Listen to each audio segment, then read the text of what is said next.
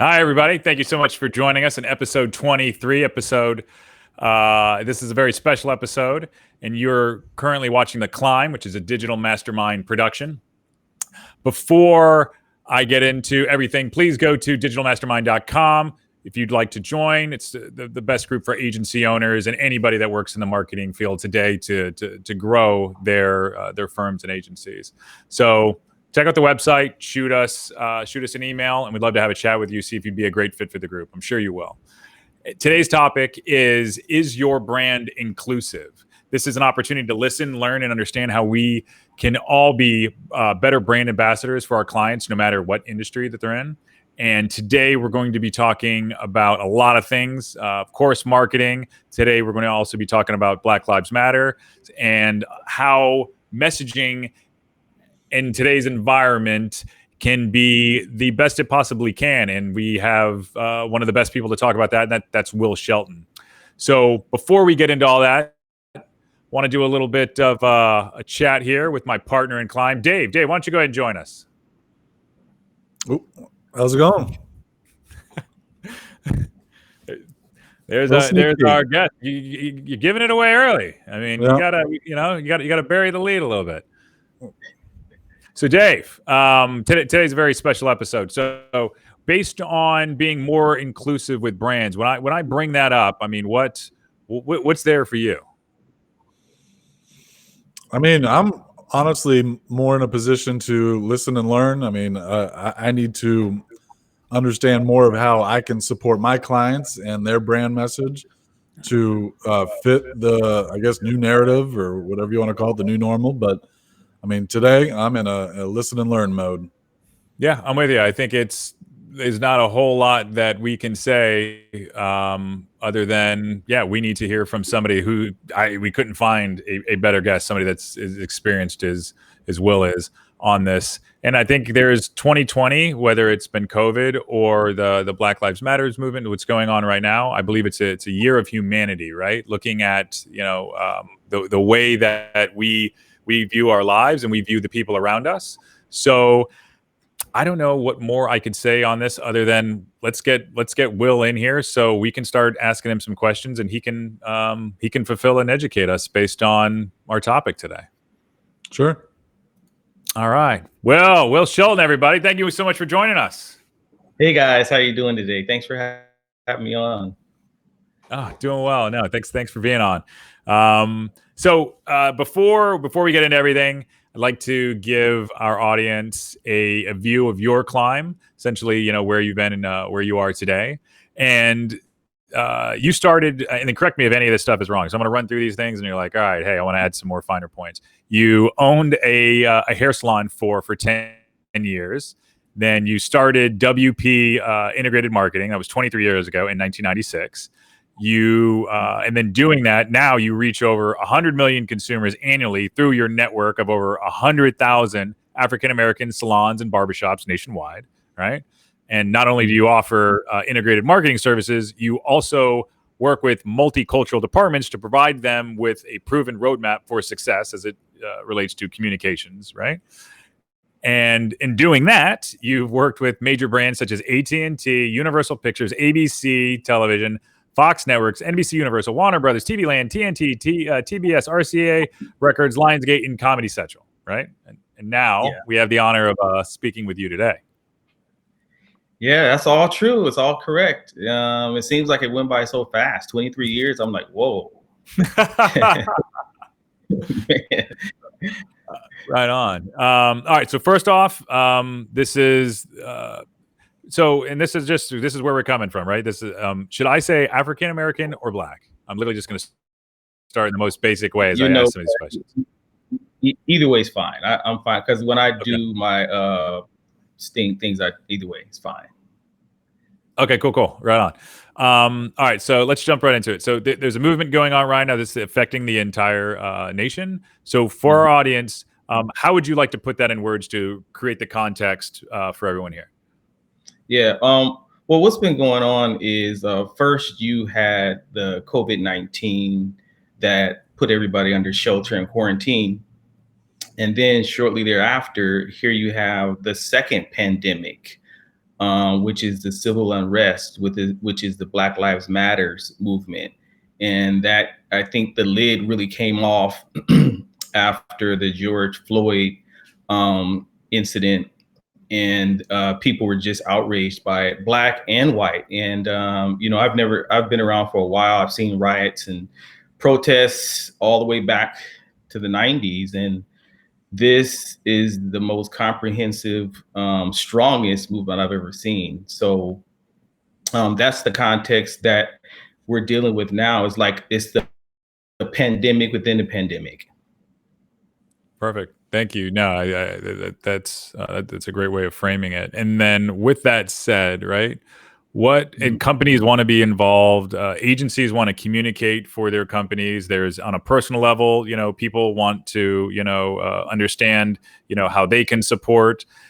So just to start that, what can companies and brands do now to show their support? Well, one of the things they can do right now immediately is to, if you're going to make a statement, if you're going to come out and say we stand in solidarity with African American community, you must look within your company and make sure that you have diversity and inclusiveness within your company. Because what's happening now is you have campaigns with consumers.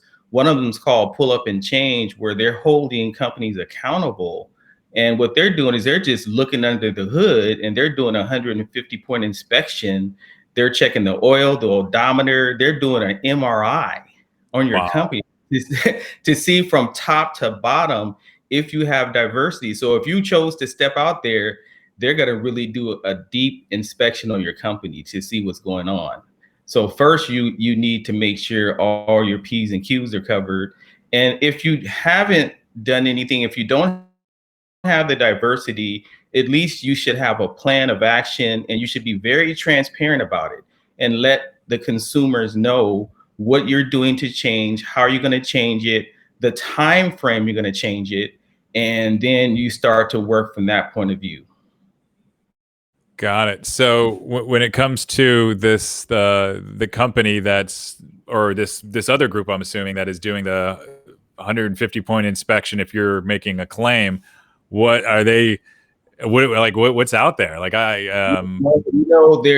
on Instagram. There's a group, and what they do is they say, pull up or shut up. And they demand that you put your stats of your employees, what the diversity numbers are, and they want to see if that is in congruent with what your stance is.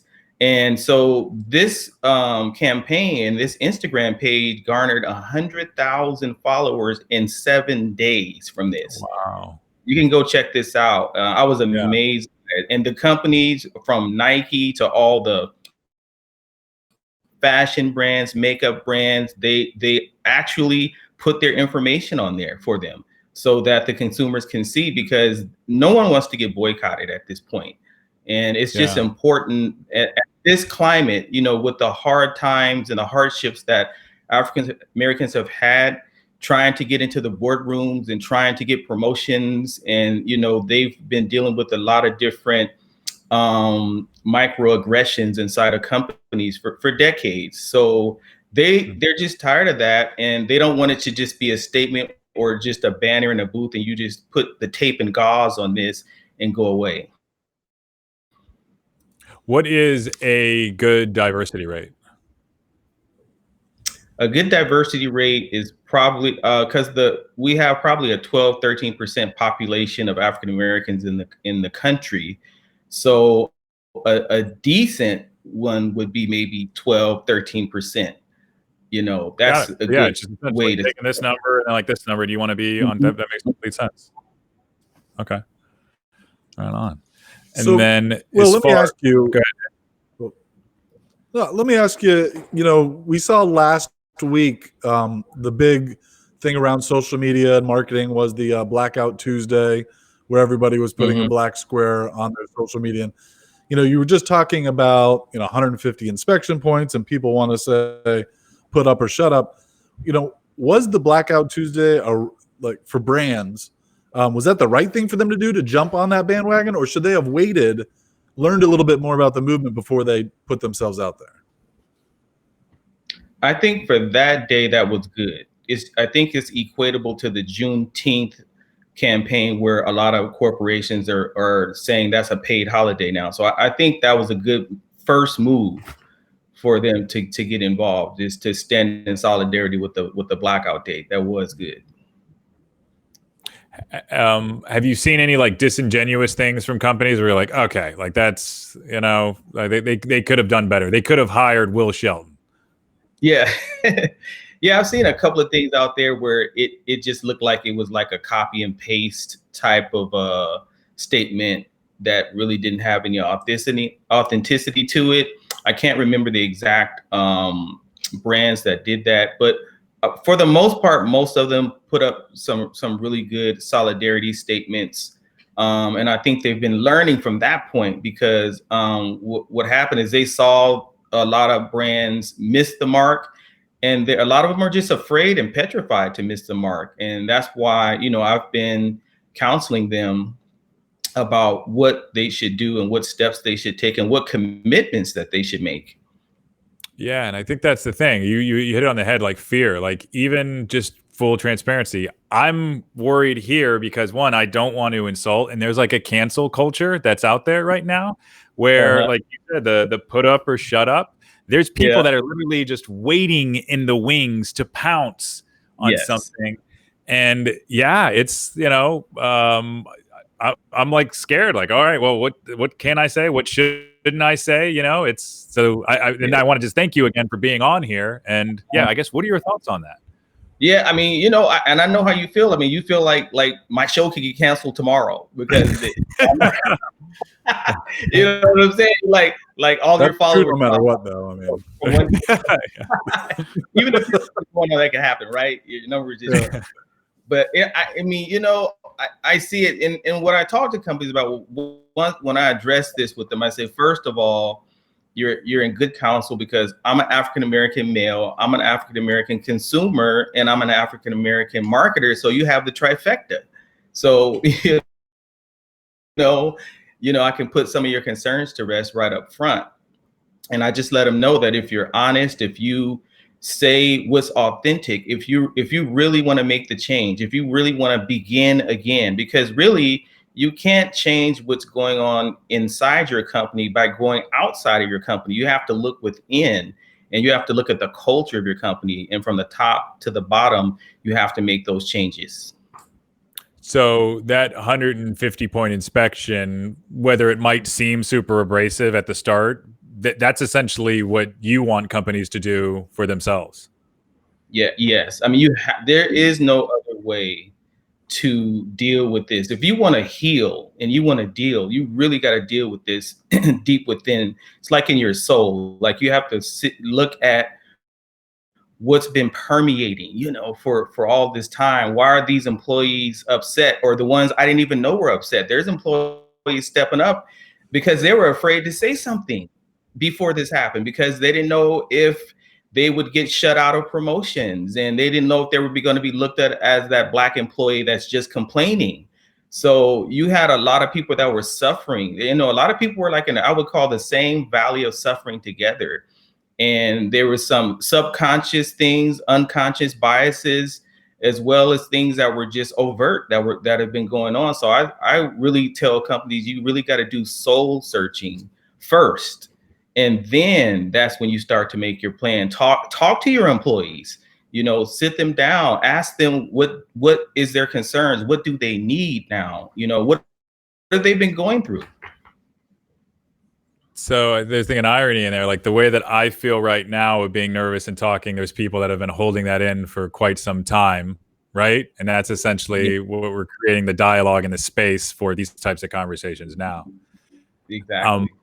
How would you recommend? So with a company, is it just one-on-ones? Do you recommend? Is it, you know, sending out like a blanket email, like, hey, we have an open door policy, you know, to communicate this? Like, where would the starting point be for a company to do like this deep dive? I think you could do all of the above. I think you could set up one-on-ones. You can have a panel where you set up where you talk to the employees. Right now they're out of the office, so it's pretty easy to get everybody on Zoom. I've seen a lot of those lately with ad agencies bringing on their employees and talking to them, whether it's even conference calls with the employees. And I think you need to send out an agenda, and you need to send out a timeline, and you need to let the employees know this is what we're planning, and we want your feedback. We want to know what you guys have suffered that we weren't aware of, and what changes can we make, and what can have a measurable impact. And then you go and then you say, hey, look, in 6 months we're going to be here, and then the next year we're going to be here. So because companies know how to set goals, they know how to incentivize. They've been doing this for years, so they make the same type of incentives and the same type of efforts to not to put this on the back burner anymore. And the conversation there is essentially the one we're having today, which is inclusion and diversity, right? So how do we make this a more comfortable place for everybody? Mm-hmm. And well, mm-hmm. Go ahead. I thought you were asking a question, David. No, I was just gonna say, I thought, well, I feel like, people always say the statement, get out of your comfort zone. But I always say, lean into discomfort, because the more you're in discomfort, the more you're gonna grow. So let's get into the discomfort of what we have to do, because that's when you're gonna overcome the adversity in business and in life. I mean, I always tell people, you become what you overcome in life. So you just need to do your due diligence, push ahead, drive forward, and deal with the pain, the anxiety. There's going to be anxiety. There's going to be discomfort. So let's do it. Just like when you go in the weight room, when you go work out, hey, you add another 10 pounds and you push it, and and then that's where you get those fights. Your guns, your photo. You got some guns on you, man. So you just lean into the discomfort and deal with it, and that's what this is all about now. That's this conversation we're having now. So kind of give yourself some permission to make some mistakes. That's what, it's going to be a little bit messy, and just, do the best you can is what I'm hearing from that. Yeah. Just put your seatbelt on. It's going to be a little bit of a bumpy ride. So you brought up some points there, and I on your LinkedIn you had a post that intrigued me, a powerful post, right? Mm-hmm. You said it was this is quote, blacks have to be twice as good for half the rewards. We must prepare our young people, or they will settle for what's been prepared for them. Is that along the lines? Can you say more about that? Like, I read that and I was like, wow, that seems like one of those. It's a very powerful post to me. Yeah, basically what happened is, like, in the Black community, even when I was a kid, and most other cultures won't know this, but Black parents have always told their kids, you have to be twice as good for half the rewards. So along with the normal pressure that someone would have in the corporate world or in business as an employee, you have that pressure. Then you have the added anxiety and the pressure to drive forward, because you have to do twice as much just to get a portion of what your counterpart may get. And that's one of those things where you have to deal with a lot of adversity. And so African Americans learn to suffer to achieve the things that they have. So, sometimes they deal with what I call a double consciousness, where they have to read the room. Most other cultures don't have to do that. You have to be able to understand and adapt to the culture that is in a corporate world, even though you come from a different culture. So sometimes you try to blend in, and that causes some types of mental gymnastics, because you always have to go back and forth between your true self and the self that you want to present in the boardroom, and just to get a promotion. So yeah, it goes back to a training. I think it's you train your kids as Blacks to tell them, hey, look, you got to do double the work, and you're probably not going to get the payoff for it. So that's what I meant in that article that I published on LinkedIn. Yeah, I appreciate you sharing that. And then based on, let's say we have benchmarking, if you, not to say that you're a futurist by any means, but if you had a prediction, how far out are we from where that equality, where you wouldn't have to say that anymore? I think Would you we're say nowhere. I think we're nowhere near in striking distance yet. Okay.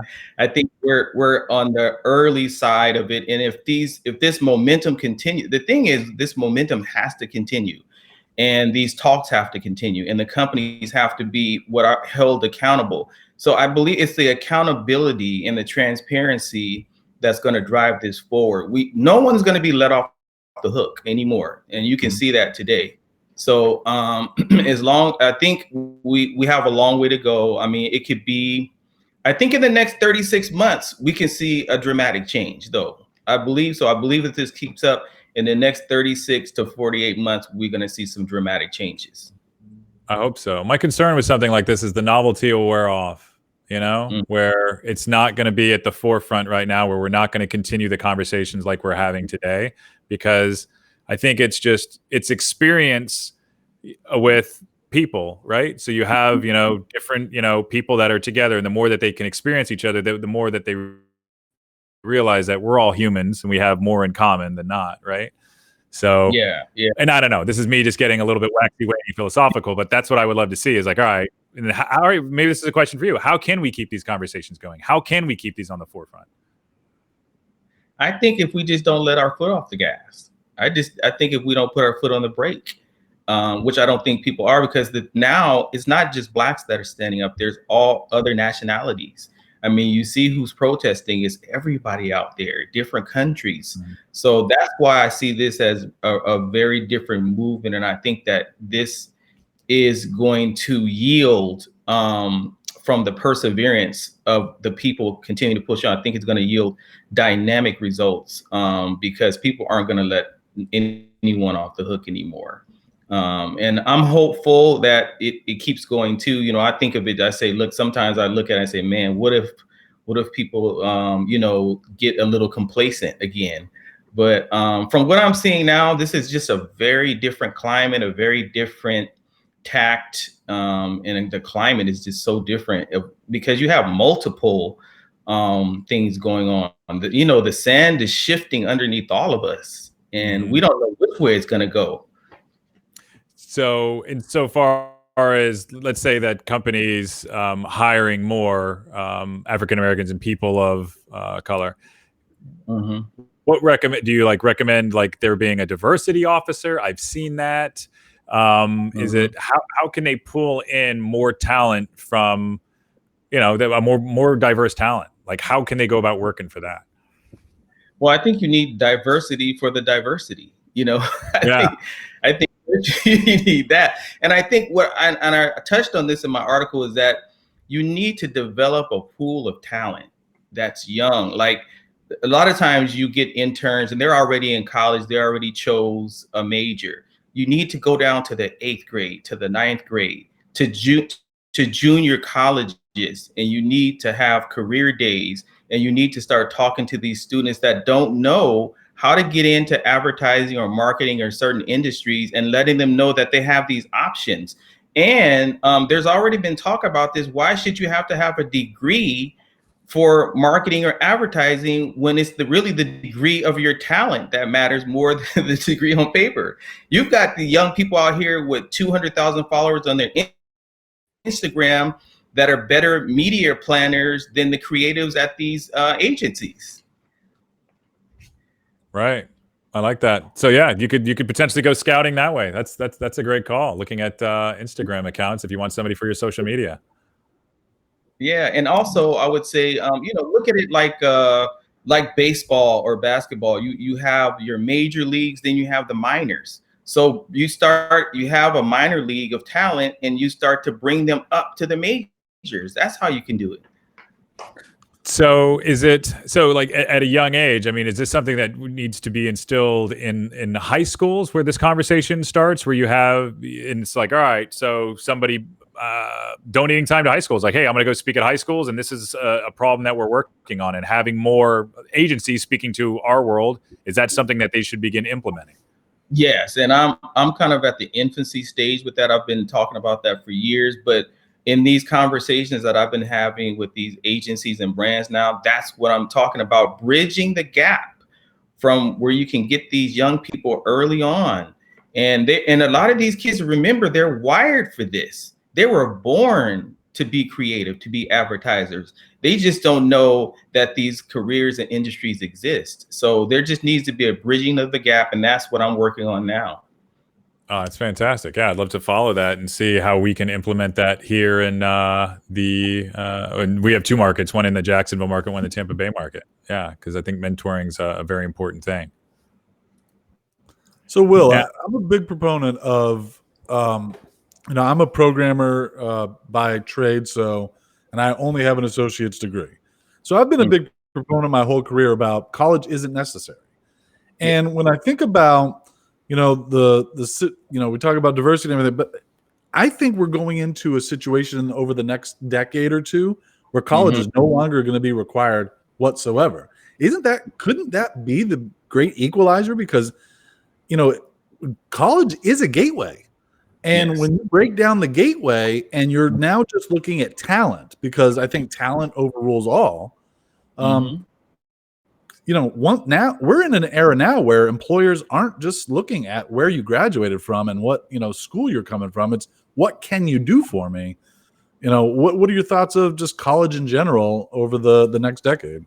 I mean, I think you're right on point. I think I've been saying that for years. I don't have a college degree. My point of entry into the advertising and marketing industry was just an epiphany that I had, and I was able to kind of dive into a niche. So I'm a perfect example of that. But I believe, college degrees aren't what they have been in the past. I mean, I remember when I was in school, they had classes for architecture. They had automotive. They had wood shop. They had metal shop.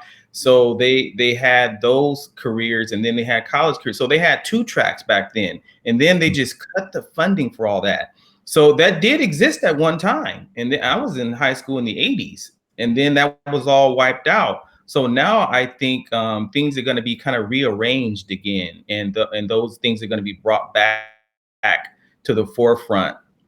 And even if those things are brought back to the forefront, I think like the heavy influence of just having a college degree isn't going to be as required anymore, because you're really wiping out maybe 2/3 of the US population. A lot of these young minorities can't afford college, or if they do go to college, they have to have a job, and their studies suffer. So it's just a lot more challenging for them to get into colleges. And then when you look at companies choosing and selecting the prospects from these, bigger, more prominent colleges, that kind of like minimizes your talent and who you're going to choose to come into those industries.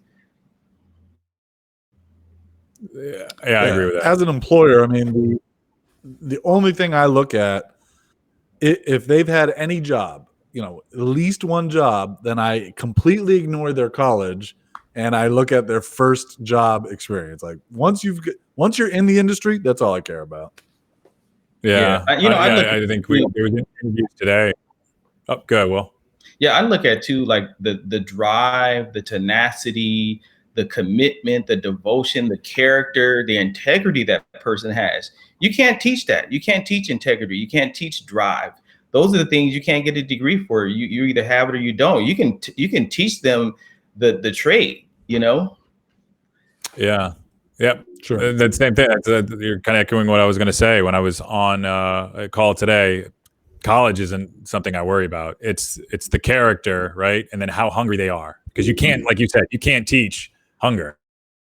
So it's just, all right, are you hungry for the knowledge? Are you hungry to win? And if it's that winning attitude and you can align that with the skill set, I think that's a great hire. The one thing I did, I'm sorry, were you going to say something to that? No, I just said it is. I was saying what you're saying is true. Yeah, there's a little bit delay here. We're still learning some of this when it's live. What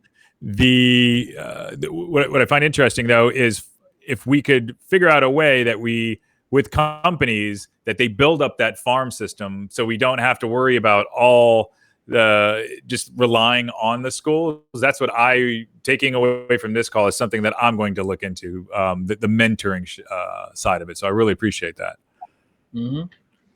And we're almost coming up but time here, so I want to ask a couple more questions here. Okay. Where do you think other agencies or other companies that are marketing today, where do you think that they're missing out? Like, what is that one thing they're like, I can't believe they're not doing this? That different agencies. Well, I can't believe that they're still bolting on African American marketing to mainstream marketing.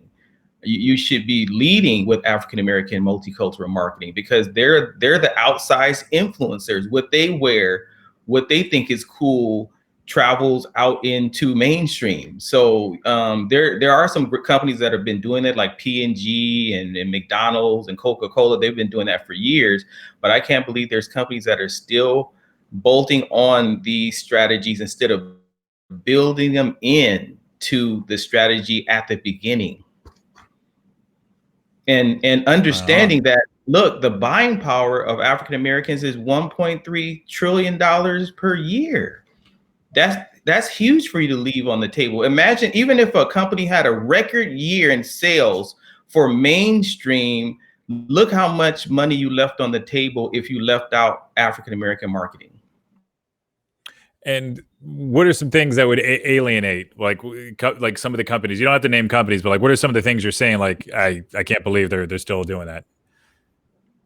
Is it just some like the traditional, like granted, like waspy family that's just they're trying to push a product that way?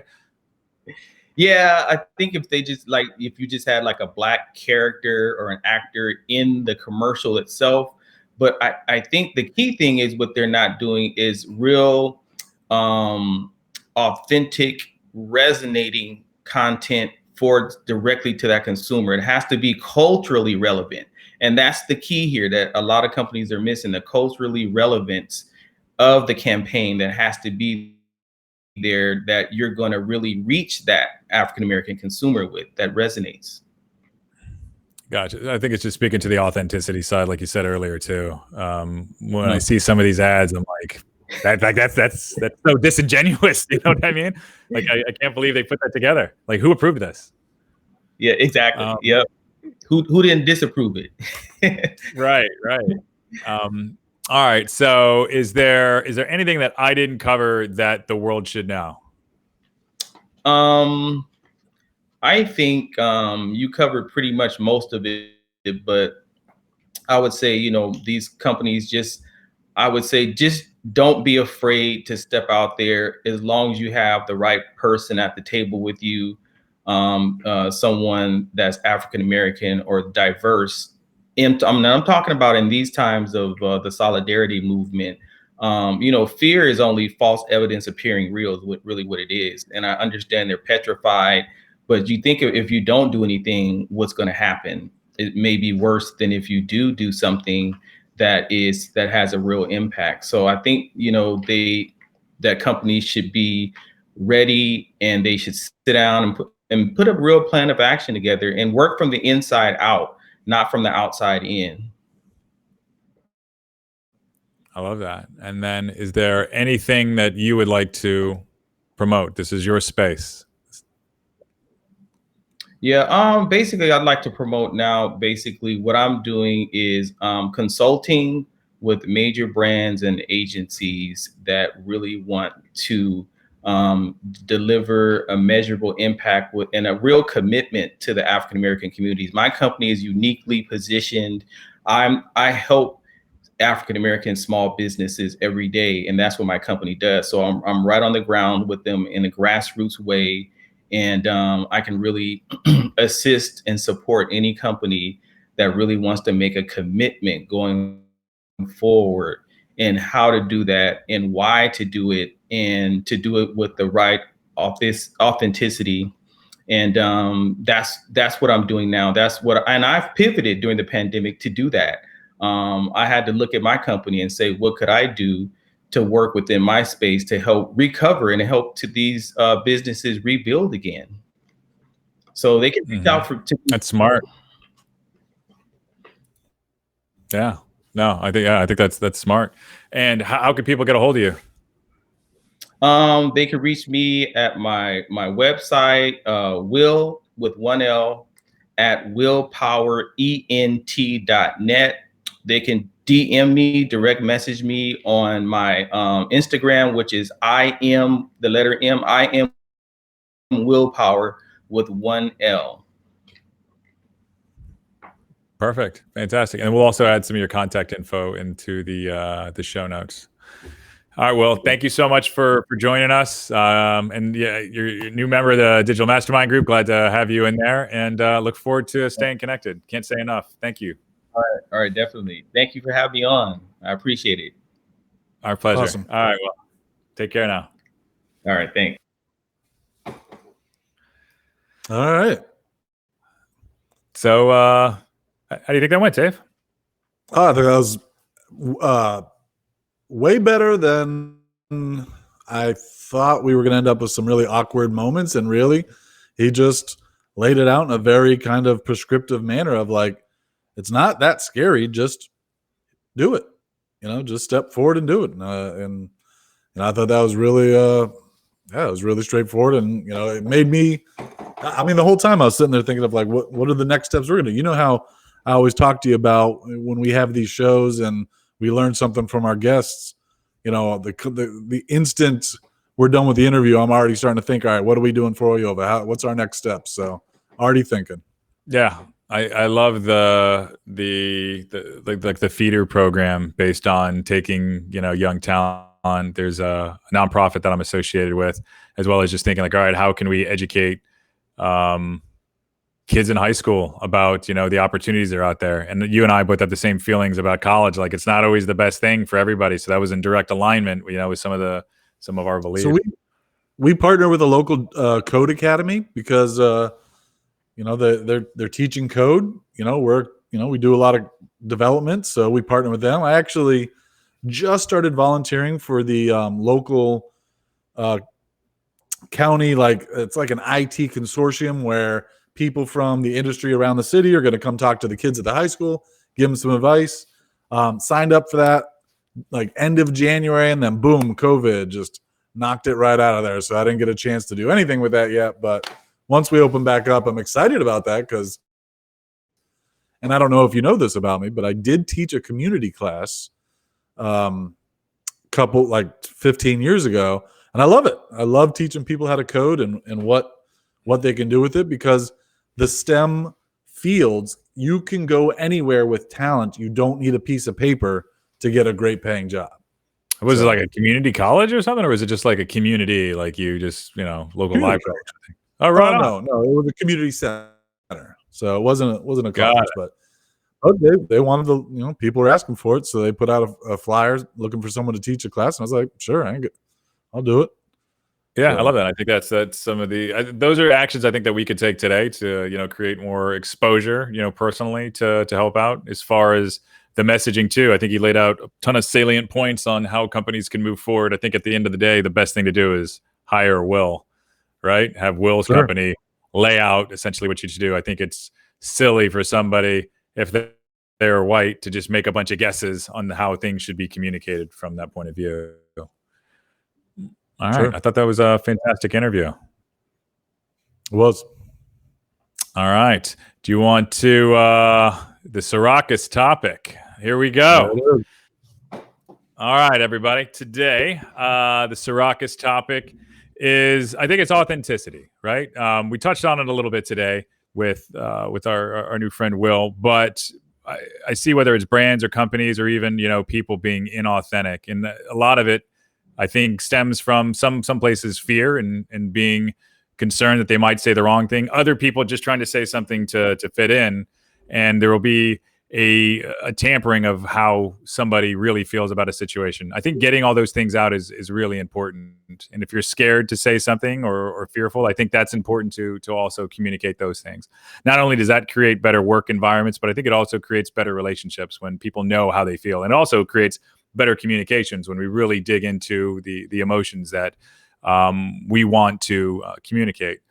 So Other than that, that's my rather more of a soft-hearted rant than I usually have. I think it's authenticity, and I believe everybody can work on it, from a business perspective as well as from a personal perspective. All right, Dave, back to you. And do you have a by the numbers segment today? No, I really can't think of anything great that's going to be by the numbers that I can bring that's going to add to this discussion. I wish I had some. But just throw one out. Anything by the numbers? Is it? I do have this study that's kind of on point that I definitely think is interesting, but little outdated, 2019. But this website, blackenterprise.com, talking about some key findings. Black women gained 32 board seats in 2018, an increase of 26.2% from 2016, which I think is great. Positive. Black men gained 26 board seats in 2018, which is an 8.5%. And then it's the Fortune 500, Fortune 1000. What is this? A Fortune 500. Okay. Board seats. So, definitely not mission not complete, but it's good to see,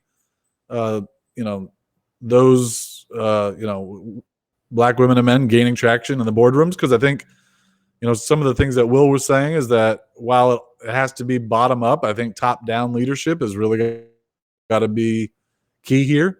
And I think so if people are seeing inside, to me, I think inside out is bottom up. Oh, I think of that Disney movie that I wasn't really a fan of. But what's that, Frozen? No, Inside Out. Oh, is it? Is that a movie? Pretty sure. Now, like literally, you just that question, I just lost all confidence in it. I guess, yeah, that's the problem when I don't have kids. But in any event, you're saying it needs to happen from. It's helpful when it happens from the top down. Yeah, I think if you, and again, I'm not, I'm a white male, so I don't have this perspective. But I imagine if you're looking up and you look at your board, your chair people, and you see familiar faces, then you're going to be more encouraged to move up and strive for management positions. I think Will, talked about when it was their fear in the environment when somebody goes to speak to their manager because of those, old preconceived notions. So I think definitely if you've got board members changing over, it can do, nothing but help. So, yeah. No, I agree with that. I think the other thing he pointed out that I thought was interesting, something I completely didn't know, was when the twice as hard thing. I think that was illuminating. And then also just even when he was saying it, twice as hard, if you're literally continually thinking about the way that you're behaving around other people so they feel comfortable, just in that itself, you're literally living in kind of like two mindsets, right? Because you're like, oh, this is how I normally would react. So you're doing double the duty. Just that in itself is working twice as hard, and that's exhausting. So I think some acknowledgement needs to go with that. It reminds me a little bit about the discussion we had with Shannon Prager, about the woman perspective. So it's very, here we are, two white guys talking about these issues, which doesn't do it any justice by any means. But I definitely have it in, keep it in top of mind when thinking about people's situations, but it's no supplement. No, I don't think it's a supplement at all, but I think the justice is like, what can we contribute and what can we do other than, providing a bit of a platform. But I think the other thing is, like you're saying, you're going to, you're donating your time and whatnot that you got into. Look at our hiring practices, right? So getting in with whether it's the local high schools or even the colleges and whatnot, and just trying to create more exposure in some of those communities. I think every little piece of that component is important, right? Because the more awareness, the more drive and energy that we put into it, the more positive that outcome is going to be. And it just sucks to live on a planet where just some people feel uncomfortable because other people aren't acknowledging, the way that they feel. I think that's a really important thing. And I think as, business owners, or companies of all shapes, sizes, and colors, that little bit of contribution continually happening with momentum matters. Sure. It's uncomfortable though. I mean, I'll admit, like, I'm a very keep your personal life at home when it comes to business type person. I'm like, that's kind of how I was trained. Maybe that's my dad. I don't know. But like, I don't want to hear about your drama if I'm at work. I just want to hear about work. And I think what, Will just told us is that, nah, that's not, we got to talk about it. It's coming into your work. It's coming into the business. And if you're not ready to do something about it, then you probably are going to end up with a flight of talent. That's nobody's going to come in and shut you down. There isn't a government agency that's going to come shut you down, but you're probably going to not have the talent to compete, which, the libertarian in me says, do you want to win? Right. Is that a winning culture, And something I've always said is homogenization is really boring. It might make great milk. I don't know because I don't drink it, but I think it creates amazing things. So when you have a team that looks at something from all types of different perspectives, coming from all different types of backgrounds, that can create something that is going to beat out the competition. So just as a competitive edge, it's something that companies need to look at. What was the best soda you ever got when you went up to a fountain drink? Coca-Cola. All of them. No, you just hit the button on all of them. And and that was the best drink you could get. Yeah, no. You do that with your booze too? Yeah, no, it's too funny. Isn't that basically what? Other than that, on that note, I think this is. What's that? No, I was going to say, isn't that basically what a Long Island iced tea is? Just dump it all in a glass. Yeah, and forget the tea. Yeah, a little splash. All right. On that note, I think this is another great episode. Everybody, thank you so much for tuning in. Partner in Climb, David, thank you so much for joining us. If you get a chance, please go to our website, www.digitalmastermind.com. If you're an agency owner or even another company looking for marketing, we can pair you up with somebody. If you are an agency, contact us about joining. And with this, the best thing you can do is comment, like, share, do anything. We have a very positive message today and really appreciate you tuning in. So other than that, have some fun out there. Thank you so much.